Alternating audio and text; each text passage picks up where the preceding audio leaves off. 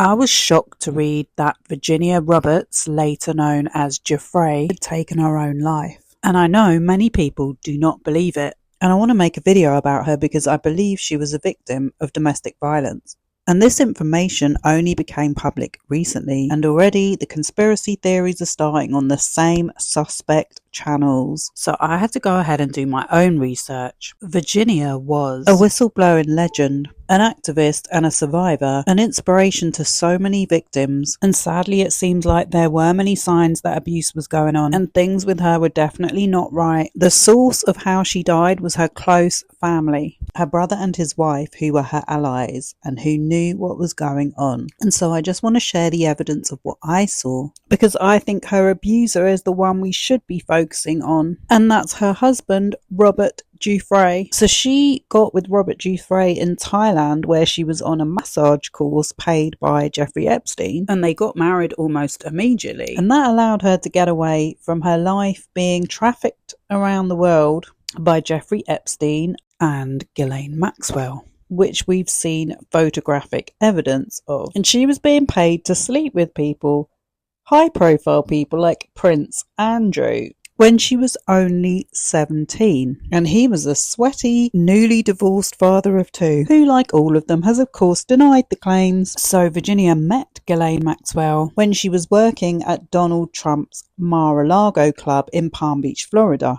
And that was in 2000. And up until then, she had a very troubled life. As growing up, things in the house were very turbulent and they'd had to move around a lot before eventually ending up in Florida. She first experienced SA at the age of 7 by a family friend. Back in those days when kids had behavioural difficulties, these kind of things were never talked about. And she was also in foster care. And Virginia had run away from home and ended up living on the streets in Miami at only 13 years old. How bad does it have to be at home for you to think life would be better on the streets at age only 13? And being in such a vulnerable situation, that's when her life being sex trafficked began. She was approached and recruited by a man called Ron Eppinger, a self-described modelling agent affiliated with Perfect 10, which was in reality a front for a sex trafficking operation. Enticed by promises of food, shelter and modelling work, she entered Eppinger's world, a decision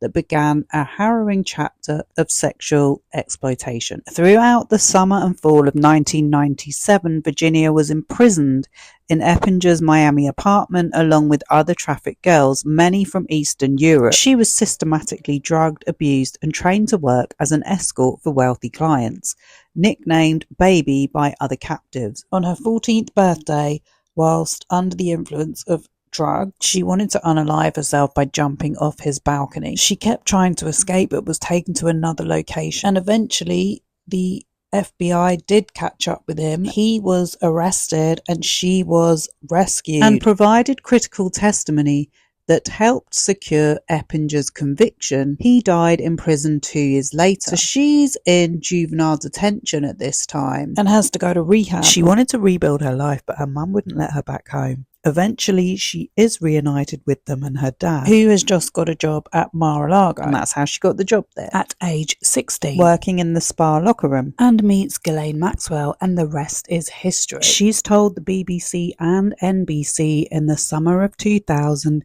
she was approached by Ghislaine while reading a book about massage, and said, "It's so funny that you're reading a book on that, because I know this older gentleman who's looking for a travelling masseuse. He's super rich, he flies around everywhere. If you want, you can come for an interview." And she told her she didn't need experience or training, as she could learn from her that he was this great guy who liked helping people. And she's that excited she runs to tell her dad. So when she gets to his Palm Beach mansion, she's taken up to meet Jeffrey, who's lying on a bed naked. And Ghislaine starts by showing her what to do. She said through this time they were asking her questions about who she was, and she thought they were nice people, so she trusted them.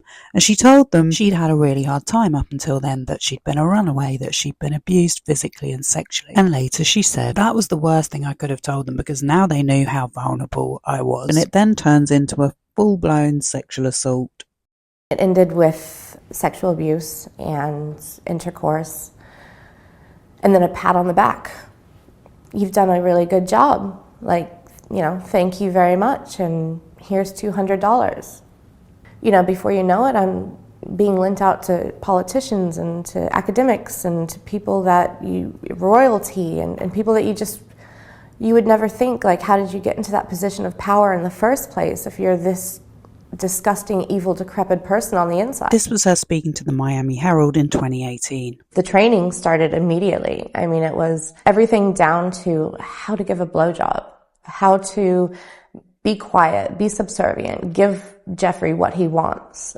A lot of this training came from Guiffre herself. And being a woman, it kind of surprises you that a woman could actually let stuff like that happen, but not only let it happen, but to groom you into doing it. And then there's Jeffrey, who's telling you, I want it this way, no, go slower, and don't do that, and do this. I'm thinking that at 16, with the background that she had, her self-esteem must have been low, and maybe she felt a sense of inevitability that she ended up in this lifestyle. You're just thrown into a world that you don't understand, and you don't know you're screaming on the inside, and you don't know how to let it come out. And you just become this numb figure who refuses to feel and refuses to speak and all you do is obey. That's it. And eventually it led to, well, now we're going to experiment and we're going to try you with another guy and see how you go. So they sent me to an island with a professor, and I basically had to do what I did for Jeffrey for him. So it's very private. It's the perfect world for a billionaire getting away with what he was doing. He could hold big parties there and have huge orgies there, and nobody would have any idea what was going on because it was so quiet and so protected. So her dad says he didn't have a clue about any of what was going on. He thought she was doing well for herself, working for them, traveling the world, and earning money. I guess he didn't deep it too much. And in the 2000s, the media would never have said that rich people were behind an international trafficking ring. These yacht parties and private jet lifestyles were presented as aspirational. Logs from Epstein's private jet, nicknamed the Lolita Express, show a host of high-powered politicians, academics, and celebrities. It's called Lolita Express for a reason. That was a vessel for him to be able to abuse girls and get away with it without anybody being alarmed or any alarm bells going off. It was all the same no matter where you went.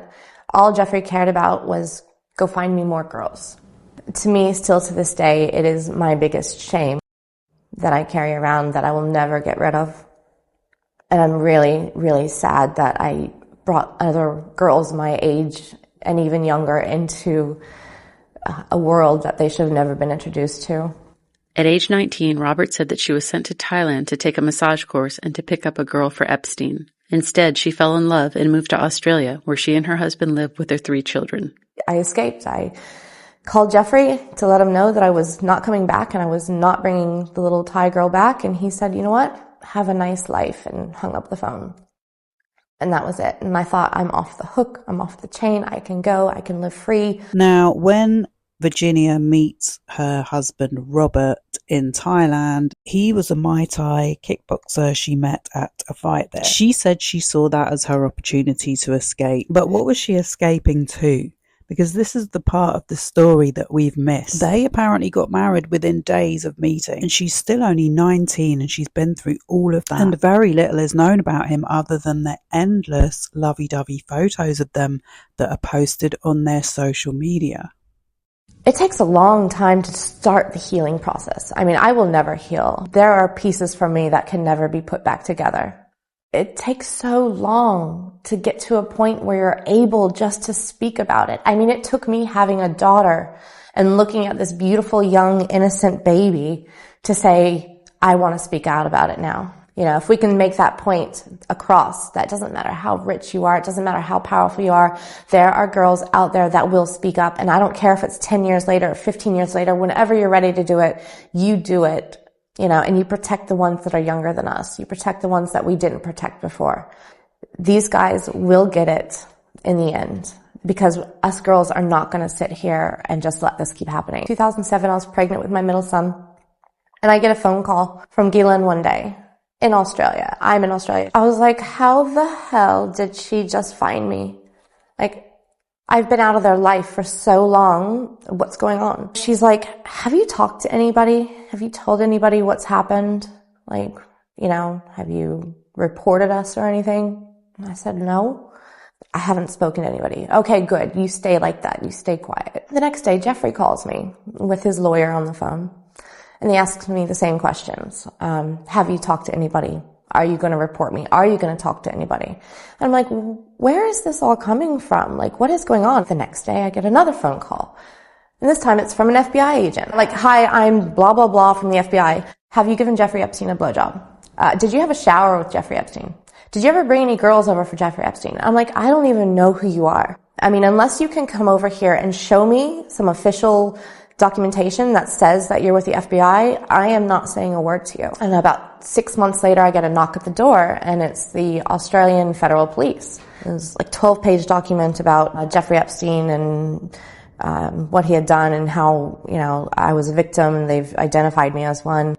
So Virginia originally made her declaration against Epstein to the FBI anonymously as a Jane Doe in 2008. We didn't know of her when Epstein pleaded guilty to state charges of soliciting with a minor. Well, the US Attorney's Office agreed not to prosecute Epstein for federal crimes, and he only got an 18-month sentence, which we all know he was allowed out to go to his office every day anyway.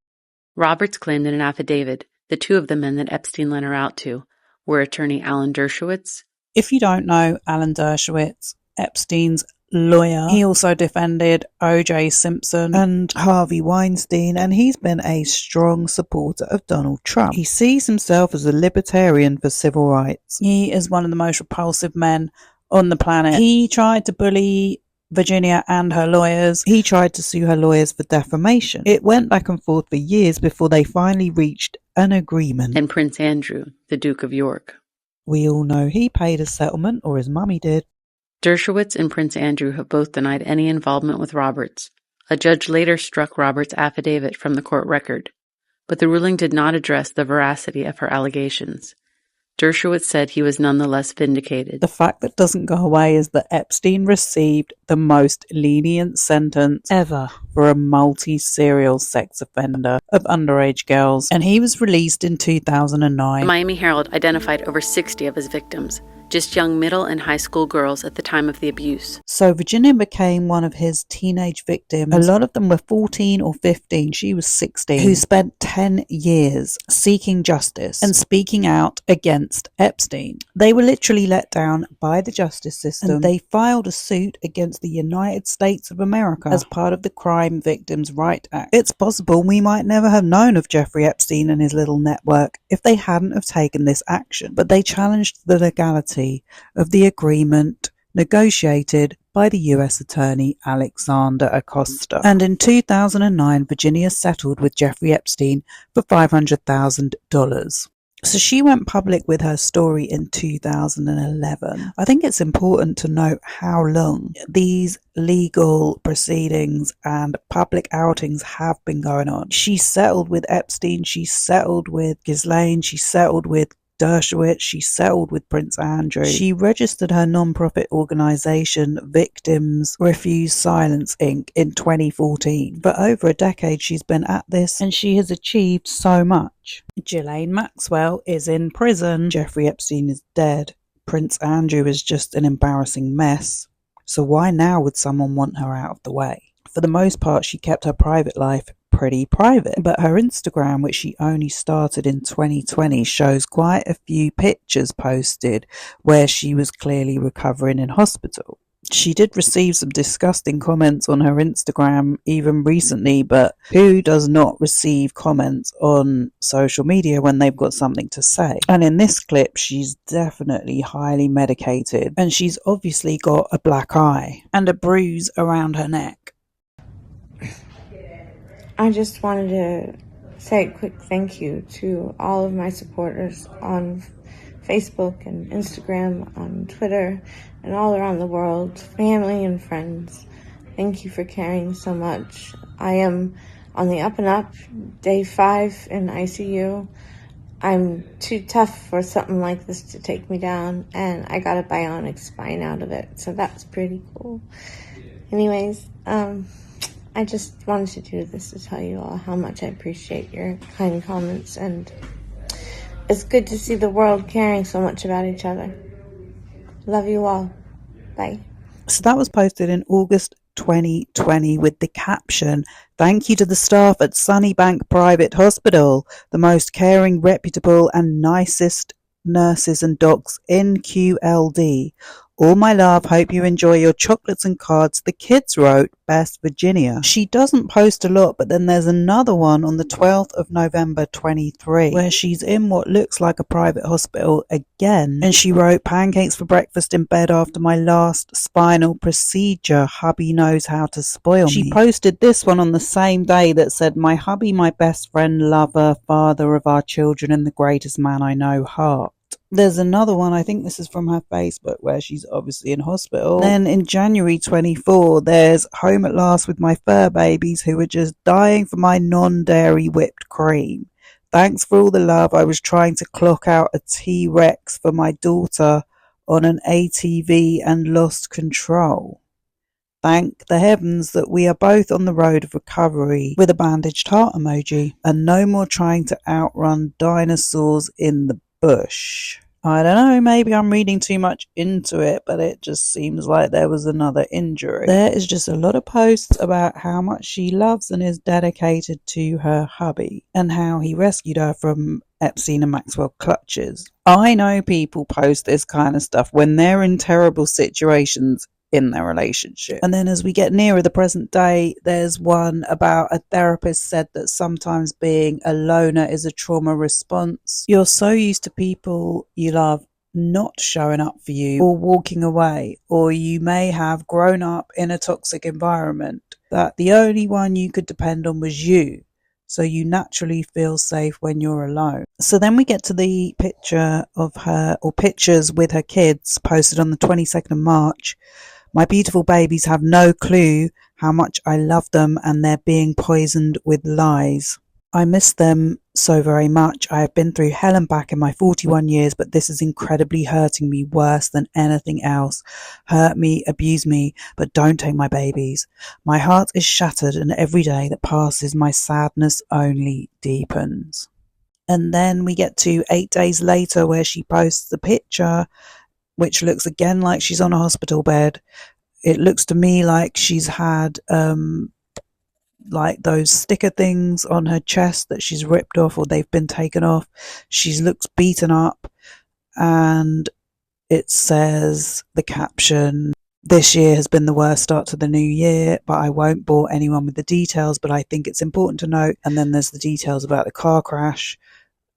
She's gone into kidney renal failure. They've given me 4 days to live, and transferring her to a specialist hospital in urology. "I'm ready to go, just not until I see my babies one last time. But you know what they say about wishes. SHIT in one hand and wish in the other. I guarantee it's still going to be at the end of the day. Thank you for all being the wonderful people of the world, and for being a great part of my life. God bless you all, Virginia." So people started to look into this car crash that she'd referenced in that picture, and a lot of things didn't add up. Mainly, there was a police report that there was a crash in her area, but no injuries were reported at the time. The police did not attend. And then we've got a statement by Cheryl Sasseler, 71, who was behind the wheel at the time of the accident. She's a caretaker on her property, and she said it was a minor incident where the bus just clipped their tail light. That was corroborated by the bus driver, and obviously all the kids on the bus that were the witnesses. And then it came out that Virginia's in this family court battle with her husband. They are no longer together. They broke up in 2023, and it seems like he's got custody of their kids and has put a restraining order out on her seeing them or contacting him. And so obviously we do not know his side of the story. He has refused to speak about it or the kids. But what we do know is that she's been in hospital multiple times with clearly visible injuries on her face and body. And on the 5th of April, that's a few days after the picture was posted, she made an exclusive statement to People magazine saying, "I was able to fight back against Ghislaine Maxwell and Jeffrey Epstein, who abused and trafficked me, but I was unable to escape the domestic violence in my marriage until recently. After my husband's latest physical assault, I can no longer stay silent. And so now we have a statement from a spokesperson, which I believe is her lawyer, that she reported an assault on January the 9th, 2025, to the police, who did not charge Robert for any crime. People has been unable to obtain the incident report, and Robert has not responded to multiple calls and texts for comment. Then we have a statement from her sister-in-law, who I believe lives over there in the same area. She's married to Virginia's stepbrother, Sky. And now we hear that Virginia had been having marital issues for a while, and in August 2023 or so separated from Robert, the father of her 3 children. So remember, in November 23 was when she posted a picture of herself recovering in hospital, saying, "My hubby knows how to spoil me." Apparently during a trip to celebrate one of the children's birthdays in January, Robert allegedly beat Virginia so severely she was left with a cracked sternum and perforated eye, among other injuries. And bear in mind, he was a kickboxer. Her sister-in-law said, "I think the last incident that they had, she almost died," about the alleged January 9th beating. And we had to speak that truth with her on the phone. And I think she had acknowledged that if she had one more instance with him, she wasn't making it out of there. Sky, Virginia's brother, tells People magazine that to the family's shock, Robert quickly filed a family violence restraining order against Virginia, alleging that she had become violent with him. He just put his in place first, meaning the restraining order. Sky alleges now she's on the defense. So then when she texts him on the 2nd of February, he tells the court that she's breached the restraining order. And so now she has not been able to see her kids, and she had to go to court, was meant to be on the 9th of April, to try and get access to them again. I wonder how 7 News in Australia was made aware of the family court battle, and that she had breached the violence restraining order, when his attorney told People in an email, "Unfortunately, as the issues you raise are before the courts in Australia, both he and anyone associated with the case, including Miss Guiffre or her agents, are prohibited from discussing or utilising the media. Therefore, there is no comment." So why would one of her people tell the News in Australia that she'd breached a restraining order? Her brother, Sky, addressing critics who say Virginia is coming forward with this now because she wants to avoid going to court, said it's a dangerous way to think. Apparently people have been accusing her of exaggerating her injuries, because she said in the Instagram post that she'd been in a car crash and she had 4 days to live. In a now chilling statement, he said, "Is it going to take her to die for people to believe her? Or can you just simply be a human and look at the facts and understand that this is somebody that legitimately got into an accident, legitimately had underlying issues. Not only was she likely on pain medication in the hospital when she sent the message," says Sky, "but she was feeling despondent and depressed over not being able to be with her children, ages 19, 16 and 15, who are the most important thing in her life." So then we find out on the 24th of April 2025 that she has indeed taken her own life, and she pinned a black screen to her Instagram. And I know there hasn't been an autopsy, but I'm going by the facts and information that we do have. And then we've got her dad over there, who lives in Florida still. Her dad, who dropped her off to Epstein's house. No shade, but I don't think he's the brightest penny in the box. And he's going on Piers Morgan's YouTube channel, Piers Morgan Uncensored, which we all know was censored very recently. He allows people on his platform to lie, and he's confessing he doesn't believe that his daughter took her own life. The thing is, people on the internet have been bringing up a tweet made by Virginia in 2019. "I am making it publicly known that in no way, shape or form am I suicidal. I have made this known to my therapist and GP. If something happens to me, for the sake of my family, do not let this go away, and help me to protect them. Too many people want to see me quieted." I get that, but maybe some of these people knew what was going on. She did say that Ghislaine and Jeffrey tracked her down in 2007 That was way before the internet was as powerful as it is now. I did not want this to be true. I did not want someone who seemed so strong on the outside to be so fragile and in so much pain on the inside that I think this must have broken her. She stood up to all of these powerful people and she was vindicated by all of them. None of them won against her. She settled with all of them. And I hope that her death in no way will affect her settlement payments. If there was domestic abuse going on, it should be called out and it should not be allowed to ruin her legacy. Why would her close family lie about her being in a violent relationship and what she was going through in her domestic situation? She was clearly in a lot of distress and they should be given the respect and opportunity to grieve. And then Piers Morgan, Sean Atwood and the others, they're using her death to start new conspiracies for their content. Are they calling out domestic violence?